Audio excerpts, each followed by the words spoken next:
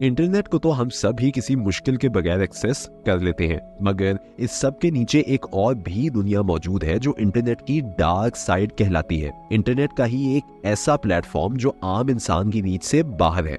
बात हो रही है यहाँ डार्क वेब की, जो हम अपने नॉर्मल सर्च इंजन से एक्सेस नहीं कर सकते। इंटरनेट की दुनिया का ऐसा छुपा हुआ कोना जहाँ सब कुछ होता है मगर एक आम इंसान को कानों कान खबर नहीं होती। सब कुछ से मुराद वो सारी चीजें हैं जिनको इल्लीगल माना जाता है, जैसे कि किसी का कत्ल करने के लिए हिटमैन हायर करना, ह्यूमन बॉडी पार्ट्स की खरीदो फरोख्त, नॉन लाइसेंस्ड वेपन्स और सबसे कॉमनली ड्रग्स।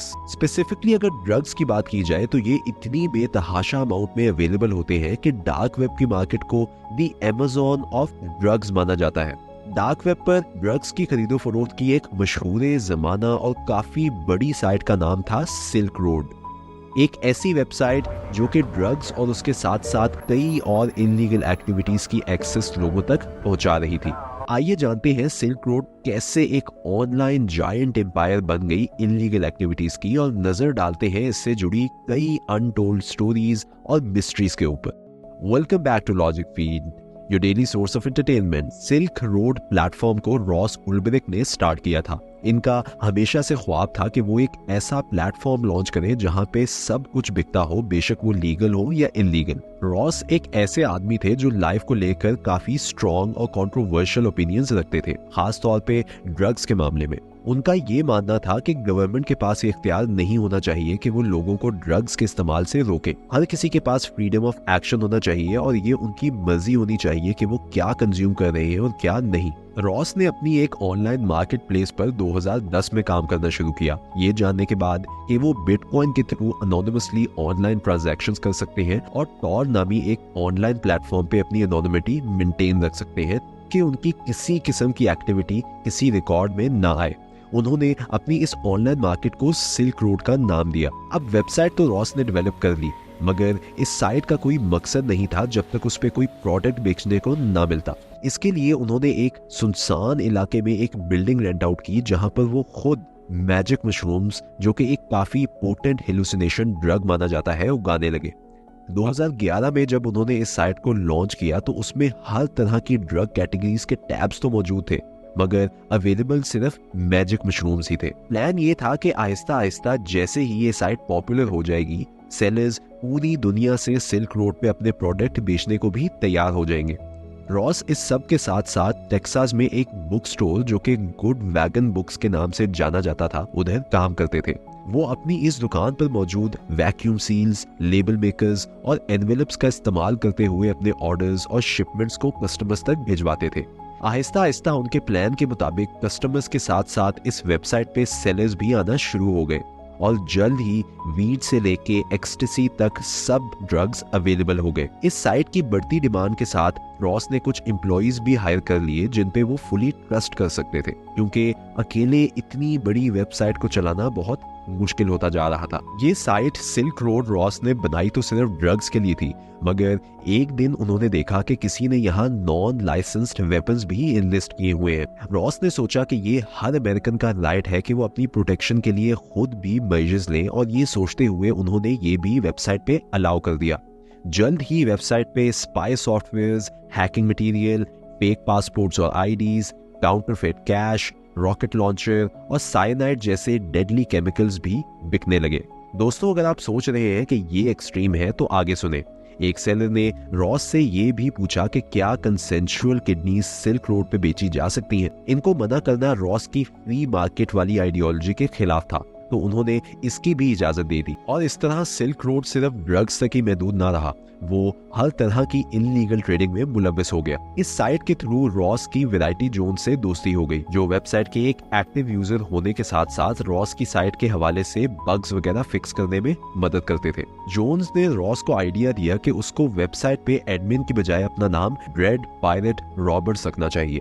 ये बेसिकली एक मूवी कैरेक्टर का नाम था और ये चीज इस बात को क्लेम करती थी कि ये नाम पास डाउन है, यानी अगर रॉस कभी पकड़े भी जाते तो वो ये क्लेम कर सकते थे कि ये साइट तो किसी और ने बनाई है और वो सिर्फ इसके करंट एडमिन है जो कि उसको मैनेज कर रहे हैं। रॉस को ये आइडिया काफी पसंद आया और उन्होंने अपना नाम ड्रेड पायरेट रॉबर्ट्स रख दिया और ये इसकी शॉर्ट फॉर्म DPR के नाम से मशहूर हो गए। 2 साल के अंदर अंदर इस साइट की वर्थ $1 मिलियन के करीब पहुंच गई और रॉस की net worth tens of millions of dollars में चली गई। साइट की वर्थ बढ़ने के साथ साथ इसके ऊपर सर्च ऑपरेशंस भी बढ़ना शुरू हो गए। बहुत से US government officials, FBI, DEA इस ऑपरेशन में शामिल थे और इस वेबसाइट को हंट डाउन करने की कोशिश में लग गए। लेकिन सबसे बड़ा ब्रेक थ्रू एक IRS internal revenue service agent Gary Alford ने किया। उन्होंने गूगल पे सिल्क रोड के नाम से अर्लीस्ट सर्चेस देखी जो कि 2011 के करीब थी। उन्होंने देखा कि एल्टॉयड नामी एक एनोनिमस बंदे ने सिल्क रोड के बारे में काफी जिक्र किया हुआ था। गैरी को ये बात बहुत इंटरेस्टिंग लगी कि सिल्क रोड के सबसे पहले ऑनलाइन मेंशंस एक ही यूजर के थ्रू आ रहे थे और वो सारे मेंशंस किसी न किसी तरह उस वेबसाइट की प्रमोशन ही कर रहे थे। कहीं सिल्क रोड को एक फ्री मार्केट कहा जा रहा है और कहीं उसे एक Amazon का डुप्लीकेट।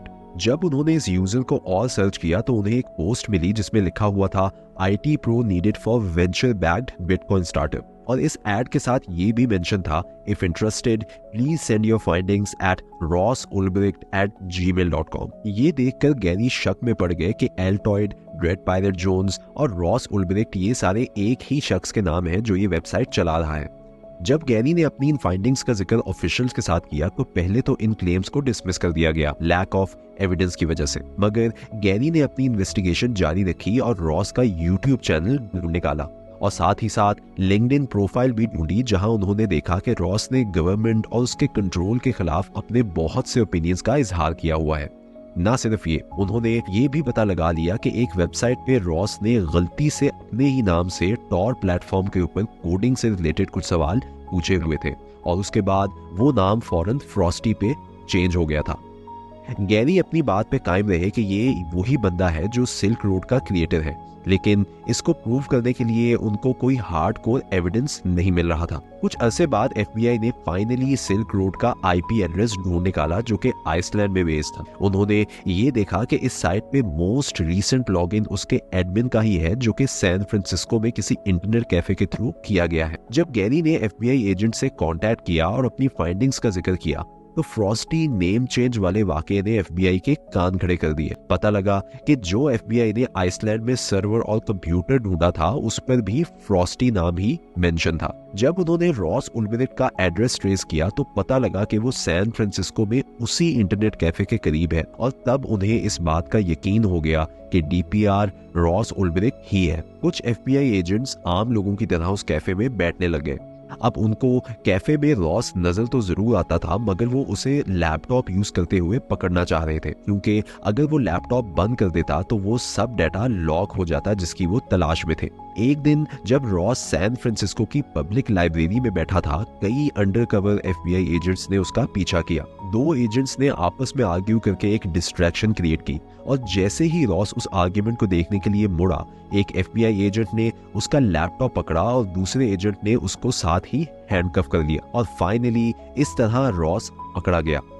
जब कोर्ट में ये ट्रायल चला तो रॉस अपने आप को नॉट गिल्टी ही प्लीड करता रहा, मगर उसके लैपटॉप पे इतना ज्यादा कंटेंट मौजूद था जिसमें वेबसाइट की क्रिएशन से लेके DPR के नाम की जनरेशन तक सारा एविडेंस था। अपने इन सब क्राइम्स के बदले, जिनमें drug trafficking, money laundering, kingpin शामिल थे, इन सब एविडेंस की बेस पर रॉस को 2 लाइफ सेंटेंसेस रिसीव हुई और इसके साथ 40 साल की इम्प्रिजनमेंट भी। रॉस आज भी कोलोराडो की एक हाई सिक्योरिटी फैसिलिटी में सजा काट रहे हैं। इस तरह के वाकये सुन के तो यही लगता है कि और लोग डर के ऐसी हरकत नहीं करेंगे, मगर आज तक डार्क वेब पे ऐसी बहुत सी वेबसाइट्स मौजूद हैं जो यही काम कर रही हैं और गवर्नमेंट इनके एडमिन्स को हंट डाउन करने की पूरी कोशिश कर रही है। ये एडमिन्स आज तक रॉस की लेगेसी में ड्रेड, पायरेट, रॉबर्ट्स, DPR का नाम इस्तेमाल कर रहे हैं। तो अगर देखा जाए तो रॉस की एक फ्री मार्केट की आइडियोलॉजी आज तक पास डाउन हो रही है और ये कहना गलत ना होगा कि रॉस कई लोगों की इंस्पिरेशन भी बन चुके हैं।